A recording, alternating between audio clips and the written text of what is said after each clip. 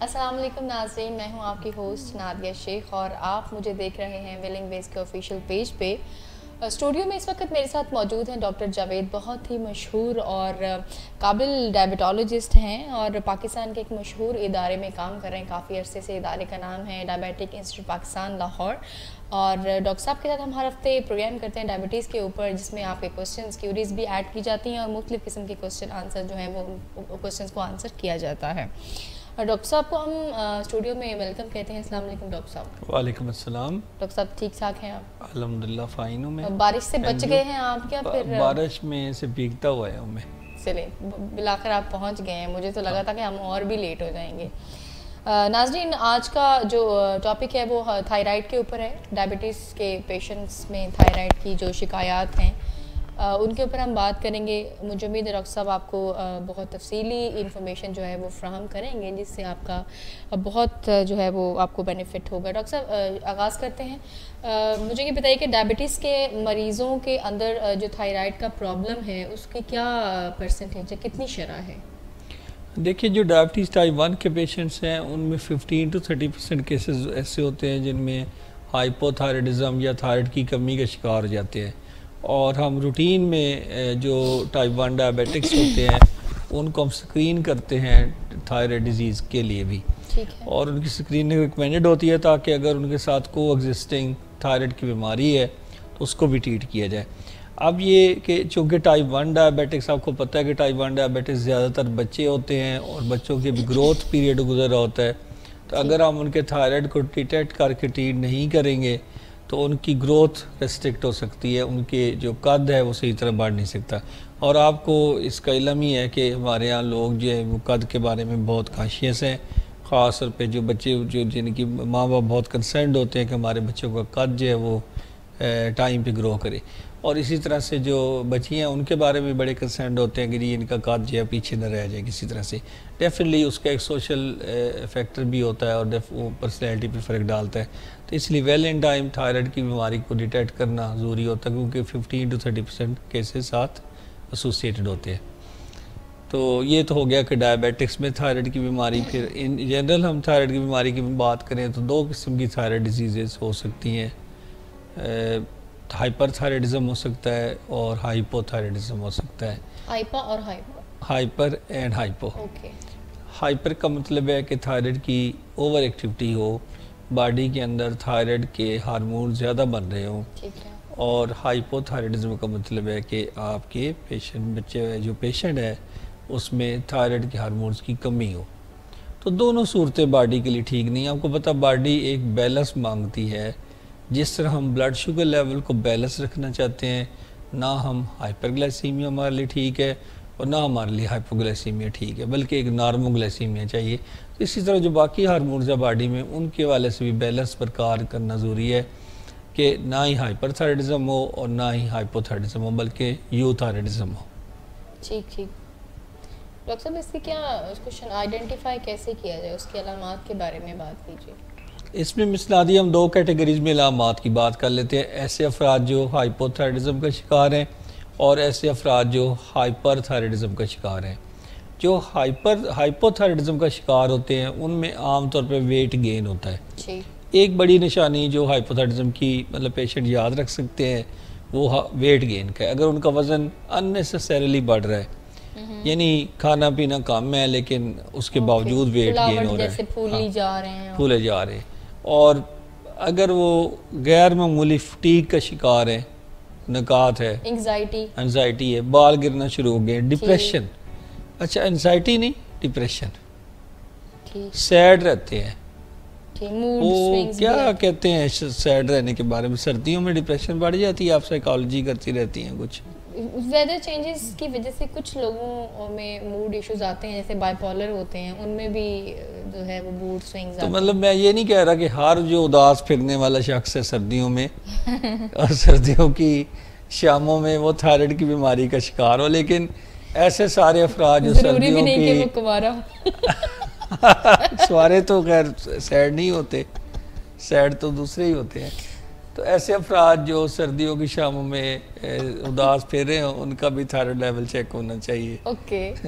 सो depression हो गई, ऐसे अफराद जो कॉन्स्टिपेशन का शिकार हों बहुत ज़्यादा, ऐसे अफराद जिनके अंदर कोई कोग्निटिव डिसफंक्शन हो रहा हो, अननेसेसरीली उदास रहना शुरू हो जाएं, और ऐसे अफराद जो मोटापे का शिकार हो रहे हैं, ख़ास पे जो ख़वातीन जो बहुत कंसर्न होती हैं अपने वेट गेन के बारे में, कहती हैं डॉक्टर साहब को वजह निकालो, तो उस वजह में एक वजह हाइपोथायराइडिज्म इनमें है। हाइट के इश्यूज आते हैं?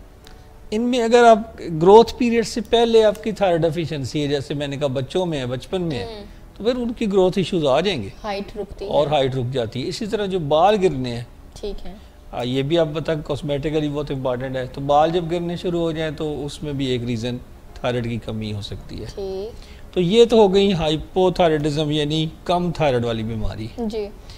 अब एक बीमारी है, इसको हम हाइपर थायराइडिज्म कहते हैं। इसमें बिल्कुल ऑपोजिट हो जाएगा पेशेंट। जैसे ऑपोजिट क्या हो सकता है कि वेट लूज हो रहा है, डिस्पाइट के जो पेशेंट है वो अपना खाना पीना उसका ठीक है, लेकिन उसका वेट लूज हुए जा रहा है, वेट गिर रहा है, कमज़ोरी हुई जा रही है, और वो खाता पीता बिल्कुल सही है, भूख उसकी सही है, उसकी इनटेक ठीक है, लेकिन उसको वेट उसका नहीं गेन हो रहा बल्कि लूज हो रहा है। तो ये एक ऐसा पर्सन हो सकता है जिसको हाइपरथायराइड। और ये ऐसे जो लोग होते हैं ये बेचैन फिरते हैं। अच्छा, ये बड़ा फ़र्क है बेचैन और उदास, ठीक है ना। बेचैन आप कह सकते इरिटेबल से होके फिरते हैं। ओवर जो एनर्जेटिक लोग होते हैं जो काबू में नहीं आ रहे होते, आप देखते थे बेचैन रूह जो है वो भी हाइपरथायराइडिज्म का शिकार सकते हैं। अच्छा, ऐसे लोगों को जैसे वर्क प्लेस है वो हार्ड लगनी शुरू हो जाती है, यानी उनको गर्मी ज़्यादा लगती है एज कम्पेयर टू सर्दी। यानी जो हाइपोथायराइडिज्म वाले लोग हैं उनको सर्दी ज़्यादा लगती है, और जो हाइपर वाले हैं उनको गर्मी ज़्यादा लगती है। अब जैसे अभी मौसम चल रहा है और आपके सामने कोई शख्स जो है वो ब्लैंकेट लेना भी पसंद ना करे, और ब्लैंकेट लेता हो तो उसको गर्मी महसूस होना शुरू हो जाए, तो ये एक निशानी है कि इस पेशेंट के अंदर हाइपरथायराइडिज्म हो सकता है। जैसे अब यहाँ हम कंफर्टेबली बैठे हैं, लेकिन इसी मौसम में किसी को यहाँ पे भी एरिया हार्ट फील होना शुरू हो जाए, तो इसका मतलब वो हाइपरथायराइड का शिकार हो सकता है। 100%, अब 99.9% कह लें। अब हम फिजिशियन सोच में कि कहते हैं जी जी, तो 100% तो कोई चीज़ नहीं होती, बट हमारा जो कहना होता है वो किसी में कि भाई ये थायराइड की बीमारी हो सकती है, तो वो काफ़ी हद तक मानी रखता है। सब माफ़ी देता। अच्छा ठीक है, 99.9% हो गया। तो इसका मतलब है कि एक जो मैंने बताई आपको निशानी, वो इसी तरह कॉन्स्टिपेशन है जी। अगर पेशेंट की थायराइड लेवल लो है, हाइपोथायराइड है, तो कॉन्स्टिपेशन हो सकती है। तो इसके ऑपोजिट क्या है, डायरिया। तो लूज मोशन या ज़्यादा ये जो पेट की खराबी है ये भी हो सकती है हाइपरथायराइडिज्म के अंदर। और ये लोग इरिटेबल एंजाइटी का शिकार जो है वो रहते हैं और टाइप ए पर्सनैलिटी की तरह हो जाते हैं। इनके अंदर भी थायराइड लेवल चेक कराना चाहिए ताकि हाइपरथायराइडिज्म को डिटेक्ट किया जाए। सही। और चेक करवाने के लिए टेस्ट वगैरह जो है 3 मेन टेस्ट हैं जो हर पर्सन जिसमें आपका सस्पिशन हो कि ये पेशेंट को थायराइड की कोई बीमारी हो सकती है उसमें करवाने चाहिए। एक टेस्ट है उसको हम कहते हैं TSH, दूसरा टेस्ट है फ्री T4 और जो थर्ड टेस्ट है उसको हम फ्री T3 कहते हैं। 3 टेस्ट है, TSH, फ्री T4 और फ्री T3। ये 3 टेस्ट हैं जो उन्होंने करवाने होते हैं।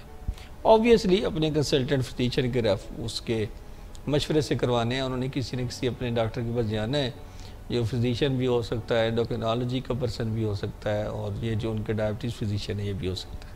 ठीक है ना। तो ये TSH, फ्री T4 और T3 करा के वो अपनी रिपोर्ट डिस्कस करेंगे, तो वहाँ से उनका डायग्नोसिस बन जाएगा। और जब डायग्नोसिस बन जाता है तो फिर एक हाइपरथायराइड बनता है या एक हाइपोथायराइड बनता है, तो फिर उसमें फर्दर टेस्टिंग आती है जिसमें अल्ट्रासाउंड भी आ सकता है और उसमें थायराइड स्कैन भी आ सकता है। अच्छा, एक बीमारी जो मैंने जिक्र अभी तक नहीं किया वो ये कि कुछ बच्चियों को गलड़ की बीमारी होती है जी। उसको गलड़ का मतलब क्या, थायराइड स्वेलिंग है, स्वेल हुआ और ये भी सूज जाते हैं ये साइड्स भी। हाँ। ये सारा अब ये जो थायराइड की स्वेलिंग है ना, या जिसको हम गलड़ कहते हैं, इसमें देखा जाता है कि पेशेंट ये है वो हाइपरथायराइड भी है या हाइपोथायराइड भी है कि नहीं, केमिकली भी टेस्ट किया जाता है। एक तो है ना कि उसको यहाँ पे स्वेलिंग है, तो इसके बाद उसके टेस्ट की जाएगी, केमिकल टेस्टिंग की जाएगी कि वो हाइपरथायराइड केमिकली या हाइपोथायराइड केमिकली, और उसकी बेस पे फिर उसके अल्ट्रासाउंड थायराइड होएंगे, जो कि देख अल्ट्रासाउंड यहाँ से पिक करेगा कि किस साइज़ का थायराइड लार्जमेंट है या उसमें कोई छोटे छोटे नोड्यूल्स तो नहीं बने हुए वगैरह वगैरह। और थायराइड स्कैन भी समटाइम एडवाइस किया जाएगा देखने के लिए कि अंदर एक्टिविटी क्या है थायराइड ग्लैंड की, ठीक है ना। तो ये है जो सीरीज़ ऑफ टेस्ट हैं जो किए जाते हैं। अच्छा, मैं यहाँ क्लियर कर दूँ सुनने वालों के लिए और देख रहे हैं जो प्रोग्राम, कि हर गलड़ की बीमारी में सर्जरी ज़रूरी नहीं है, नंबर 1। नंबर 2, जब भी आपने गलड़ की सर्जरी करानी हो तो कोई ऐसा सर्जन जिसका थायराइड की सर्जरी करने का एक्सपीरियंस बहुत ज़्यादा, उससे करवानी चाहिए, अदरवाइज कॉम्प्लिकेशंस होंगी। थायराइड की सर्जरी या गलड़ की सर्जरी कब ज़रूरी हो सकती है? जब वो कंप्रेशन कर रही हो, जैसे कोई सांस उसकी वजह से फूल रहा हो, या उसकी वजह से खाना पीना मुश्किल हो गया हो, या ये उसका साइज वैसे इतना ज़्यादा है कि वो कॉस्मेटिकली भी ठीक नहीं है, और उसमें फिर बाद में रिस्क ऑफ मेलिग्नेंसी है, बाद में ट्यूमर्स में न कन्वर्ट हो जाए, ये भी एक रिस्क है।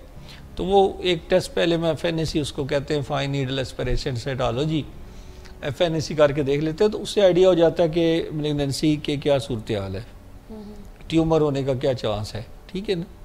तो ऐसा कि अगर कोई पेशेंट किसी डॉक्टर के पास चला गया है और वो डॉक्टर जो है उन्होंने बहुत सारे जो हमारे सर्जिकल कोलीग्स हैं समटाइम ज़रा सर्जरी जल्दी कर देते हैं थायराइड की, जहाँ पे जो है वो सर्जरी के बगैर भी गुजारा हो सकता है, ठीक है।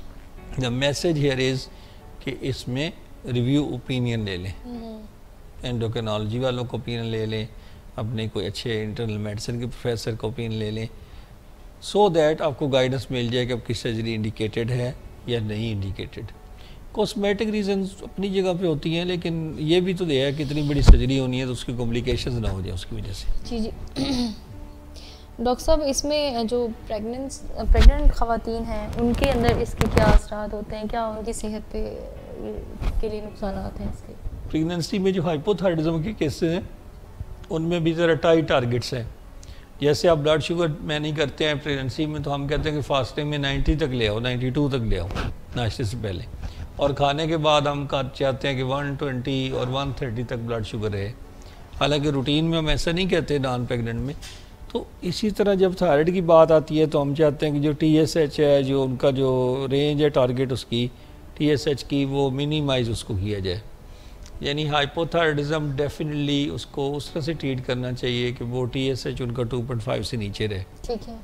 और इसका पर्पज़ ये है कि बच्चे को वो एनवायरनमेंट दी जाए जो यू थायराइड वाली है, ये नॉर्मल थायराइड वाली सिचुएशन है।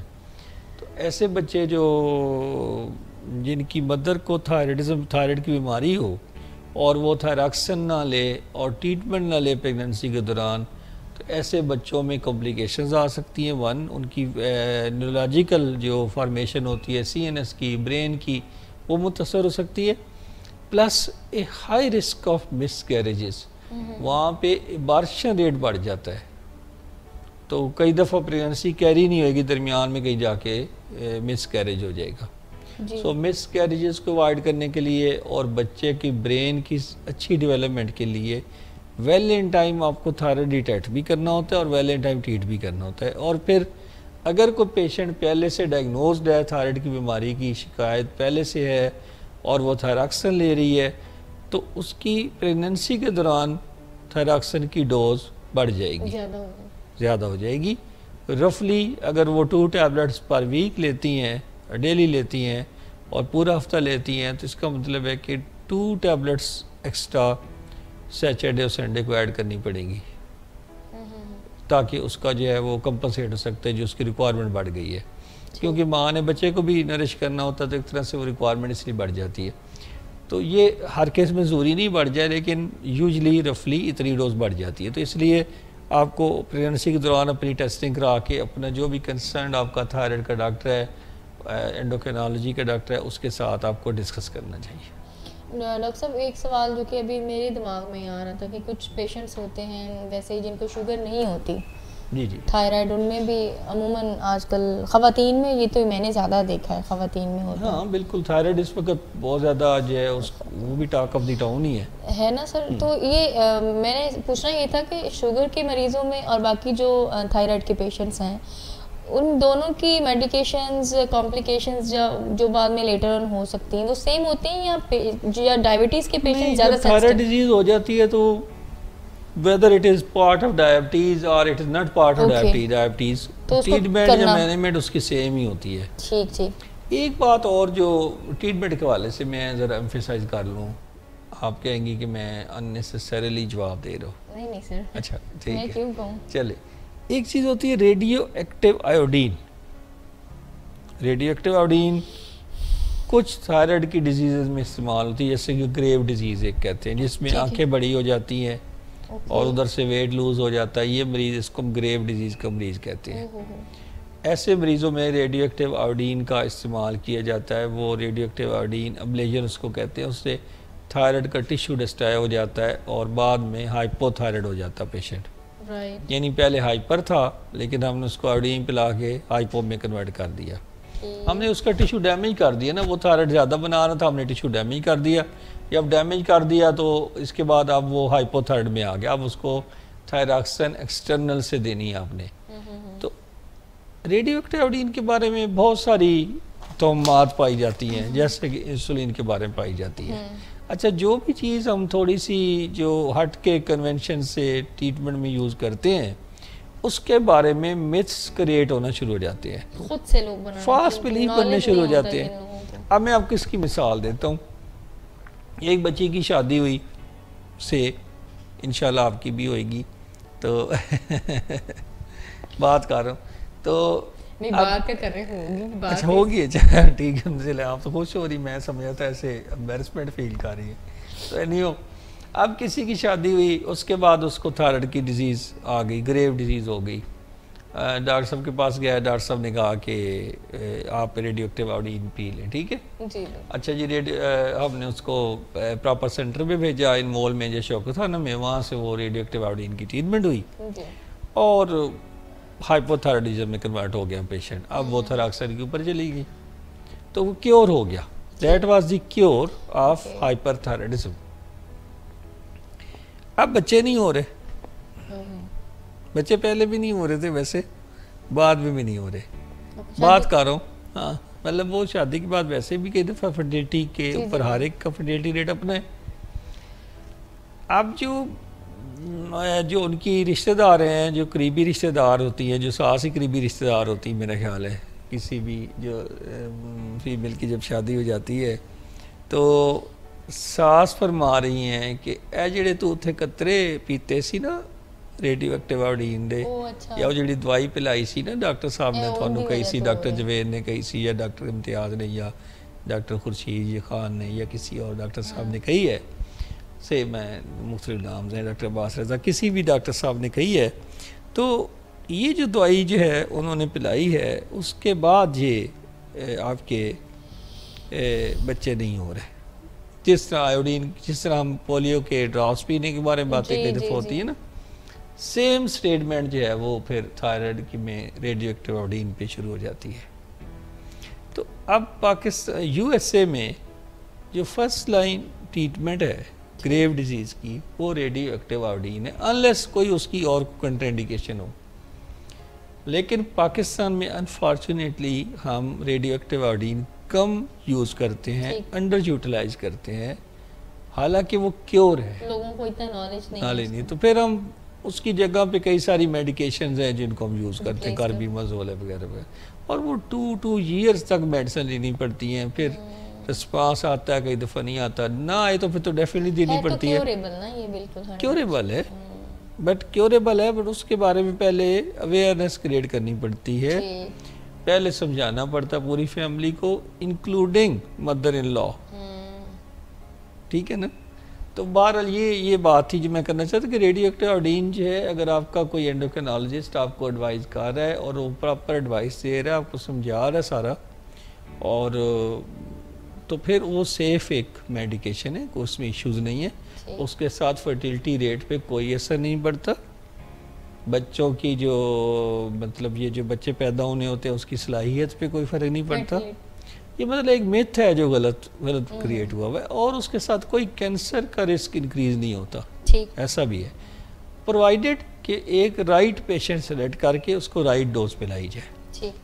तो सिलेक्शन ऑफ पेशेंट तो ज़ाहिर है फिजिशियन एंडोक्रिनोलॉजिस्ट वो उसी हिसाब से करेंगे जो ज़रूरी होएगा। ठीक है, तो ये बात थी जो मेन हमने थायराइड के बारे में बात करनी थी। डॉक्टर साहब, मेरा ख्याल है आज के टॉपिक के बारे में हमने काफ़ी बातें कर ली हैं और आपका बहुत शुक्रिया, आप इतना कीमती वक्त जो है यहाँ पे प्रोवाइड करते हैं प्रोग्राम के अंदर। नाज़रीन, अभी हम डॉक्टर साहब को तो इजाज़त देंगे स्टूडियो से, वो इन्होंने और भी बहुत सारे यकीनन काम करने हैं। अभी आपको हम लेके चलते हैं डायबिटिक इंस्टीट्यूट पाकिस्तान कराची में, जहाँ पे डॉक्टर आसिफ शेख जो है वो बातचीत करेंगे आपसे। कुछ ही देर में वापस मैं आपकी खिदमत में दोबारा से हाजिर होंगी, तब तक के लिए अल्लाह हाफिज़। बिस्मिल्लाहिर्रहमानिर्रहीम। अस्सलाम वालेकुम नाज़रीन, डायबिटिक इंस्टीट्यूट पाकिस्तान नाज़माबाद कराची से doctor Asif Ali Sheikh, consultant physician and diabetologist आपसे मुखातिब हूँ। आज जो हम बात करेंगे वो करेंगे इंसुलिन रेजिस्टेंस के ऊपर। इंसुलिन रेजिस्टेंस को ऐसी क्या चीज़ें हैं, जनरल मेजर्स हैं जिससे हम रेजिस्टेंस को कम कर सकते हैं। पहली चीज़ जो इंसुलिन रेजिस्टेंस कम करती है वो होता है वेट लॉस। हमने ये देखा, ज़्यादातर स्टडीज़ जो की गई उसमें ये देखा गया है कि टाइप 2 डायबिटिक पेशेंट जितने भी थे उसमें 90% में से या तो ओवरवेट थे या ओबेस थे। तो अगर हम वेट रिड्यूस करेंगे तो उससे इंसुलिन रेजिस्टेंस जो है वो कम हो जाएगा। जितनी कैलोरीज बर्न होंगी इतना इंसुलिन, जितना हमारा वेट कम होगा उतनी इंसुलिन का रेजिस्टेंस जो है वो कम हो जाएगा। दूसरा जो फैक्टर है जिससे इंसुलिन रेजिस्टेंस को हम कम कर सकते हैं वो है एक्सरसाइज। एक्सरसाइज हर इंडिविजुअल करता है, हर इंडिविजुअल कुछ स्लो करते हैं, कुछ फास्ट करते हैं, कुछ कम करते हैं, कुछ ड्यूरेशन ज़्यादा होता है। तो जो इंसुलिन को रेजिस्टेंस को कम करती है वो ज़्यादा, जितना ड्यूरेशन एक्सरसाइज का बढ़ेगा, जितनी ग्लाइकोजन हमारे मसल से ग्लाइकोजन जो स्टोरेज फॉर्म है ग्लूकोज का होता है, ग्लाइकोजन जितना बर्न होगी हमारी मसल से, इतनी हमारी इंसुलिन का जो रेजिस्टेंस है वो कम होता जाएगा। इंसुलिन की सेंसिटिविटी बढ़ती जाएगी। इसके लिए रिकमेंडेशंस क्या है कि 120 स्टेप्स पर मिनट डेली वॉक करनी है, ब्रिस्क वॉक। मतलब इसको हम कहते हैं 120 स्टेप्स पर मिनट। लाजिम सी बात है कि फर्स्ट डे पे ऐसे इनिशिएट नहीं कर पाएंगे, मगर ये with passage of time daily अगर कोई 80 स्टेप्स पर मिनट फर्स्ट डे पे कर रहा है, एटलीस्ट उसको 120 स्टेप्स पर मिनट उसको करने हैं। तो वो जितना लॉन्गर ड्यूरेशन होगा, जितनी विगोरस एक्सरसाइज होगी, इतनी ग्लाइकोजन ज़्यादा बर्न होगी और इतनी सेंसिटिविटी बढ़ जाएगी। अब ज़्यादा कंसर्न ये होता है, काफ़ी पेशेंट्स पूछते हैं कि जो एक्सरसाइज हमें करनी चाहिए वो खाने से पहले करनी चाहिए या खाने के बाद करनी चाहिए। इंसुलिन सेंसिटिविटी के हवाले से जब हम बात करें तो उसमें जो हम खाने से पहले जो एक्सरसाइज की जाएगी, विगोरस एक्सरसाइज और लॉन्गर ड्यूरेशन की, उसमें जो सेंसिटिविटी खाने के बाद जो उसकी इंसुलिन की सेंसिटिविटी ज़्यादा बढ़ जाएगी। तो ज़्यादा रिकमेंडेशंस ये हैं कि हम जो पेशेंट्स को कहते हैं कि वो खाने से पहले एक्सरसाइज की जाए। थर्ड स्टेप जो ज़्यादा इंसुलिन की सेंसिटिविटी को बढ़ाता है वो होता है आपका नींद प्रॉपर करना और स्ट्रेस को कम करना। जितना स्ट्रेस और नींद पूरी होगी इतनी इंसुलिन की सेंसिटिविटी बढ़ जाएगी। आज के लिए इतना ही। पाकिस्तान इंस्टीट्यूट डायबिटीज़ नाज़माबाद कराची से। खुदा हाफिज़। Thank you. हमारे साथ रहने का बहुत शुक्रिया। अगले हफ्ते आपकी खिदमत में दोबारा हाजिर होंगे। अल्लाह हाफिज़।